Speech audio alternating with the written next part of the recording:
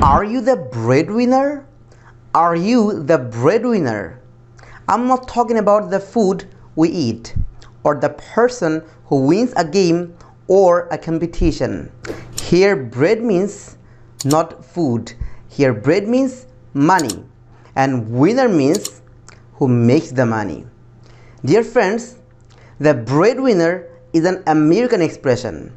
The breadwinner is someone who contributes the largest amount of income to support his family, to feed his family, to put food on the table, or to feed her family. For instance, you are Sabrina and your husband stays home and takes care of your children, and you are the person who makes money and you contribute your income to support your family so that your family can live, so that your family can eat something. That is all about the breadwinner. Now I'm asking you, are you the breadwinner? Are you the breadwinner? I'm not the breadwinner of my family. My father is still the breadwinner of my family.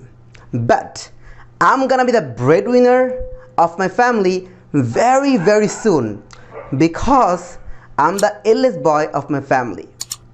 That's all for today. I hope you enjoyed this video and make sure you share this video with your friends. And I'll see you in the next video. Assalamu alaikum.